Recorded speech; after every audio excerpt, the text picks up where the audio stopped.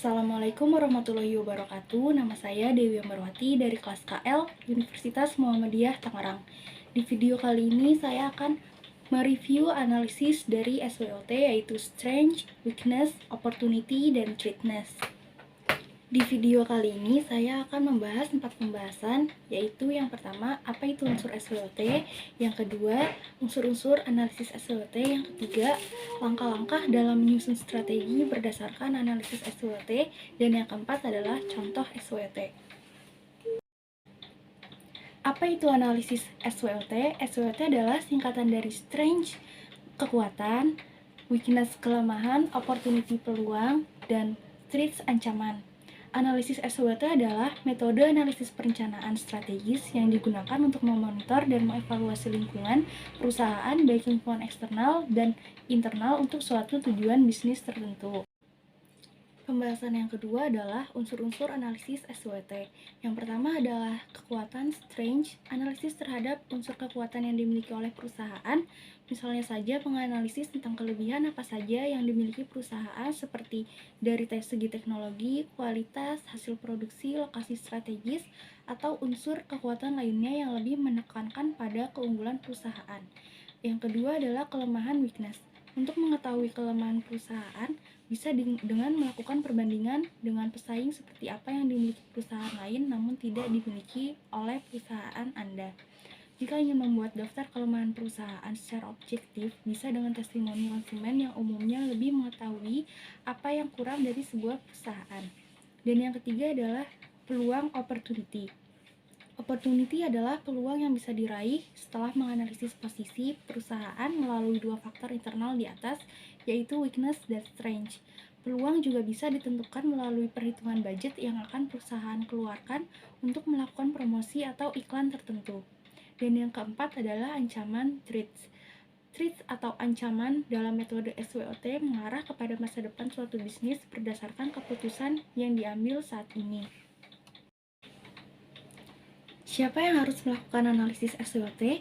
Yang harus melakukan analisis SWOT adalah para pendiri dan pemimpin perusahaan yang terlibat secara mendalam, karena ini bukan tugas yang bisa didelegasikan kepada orang lain. Manfaat analisis SWOT adalah apabila telah secara jelas ditentukan dalam bisnis apa perusahaan beroperasi dan arah mana perusahaan menuju ke masa depan, serta ukuran apa saja yang digunakan untuk menilai keberhasilan manajemen dalam menjalankan misinya dan mewujudkan visinya. Manfaat dari analisis SWOT adalah merupakan strategi bagi para stakeholder untuk menetapkan sarana-sarana saat ini atau ke depan terhadap kualitas internal maupun eksternal.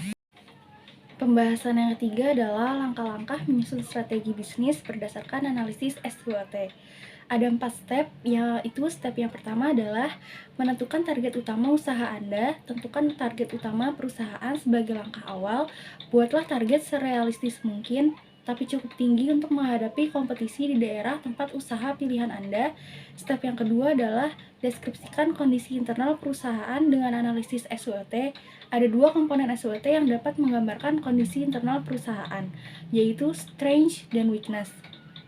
Step yang ketiga adalah deskripsikan keadaan eksternal perusahaan Anda. Selanjutnya adalah memetakan kondisi eksternal perusahaan, terutama faktor yang mempengaruhi perilaku konsumen serta keadaan kompetisi. Komponen dari SWOT yang dapat digunakan untuk mendeskripsikan kondisi eksternal perusahaan adalah opportunity dan threats. Step yang keempat adalah menyusun strategi berdasarkan permasalahan yang muncul dan memaksimalkan kekuatan untuk meraup keuntungan dari kesempatan. Pembahasan yang terakhir, yaitu pembahasan yang keempat, adalah contoh dari SWOT. Yang pertama adalah strength, kekuatan. Perusahaan dapat merespon dengan cepat setiap permintaan pelanggan tanpa harus melalui birokrasi yang panjang. Perusahaan memiliki biaya overhead yang rendah sehingga dapat memberikan tawaran harga yang paling baik bagi pelanggan. Perusahaan sangat memperhatikan setiap permintaan dan kebutuhan pelanggan. Perusahaan sangat fleksibel dalam menangani setiap kasus dan permintaan pelanggan. Perusahaan memiliki reputasi yang baik pada market yang ditekuni. Yang kedua adalah weakness, kelemahan.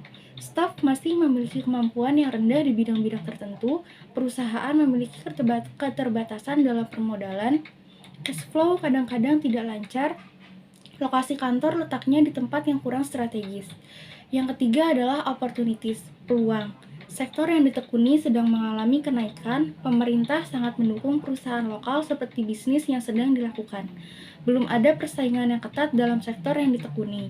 Hanya dengan modal yang rendah dapat memulai bisnis dengan baik. Yang keempat adalah threats, ancaman. Perkembangan teknologi yang cepat di bidang ini berada di luar kemampuan sehingga dapat menyebabkan keterlambatan dalam mengadopsinya. Perubahan strategi pesaing dapat mengancam posisi di bidang ini. Kurangnya minat perbankan dalam membiayai pendanaan untuk industri yang sedang ditekuni saat ini. Sekian pembahasan dari review analisis SWOT, Strength, Weakness, Opportunity, dan Threats dari saya. Terima kasih. Wassalamualaikum warahmatullahi wabarakatuh.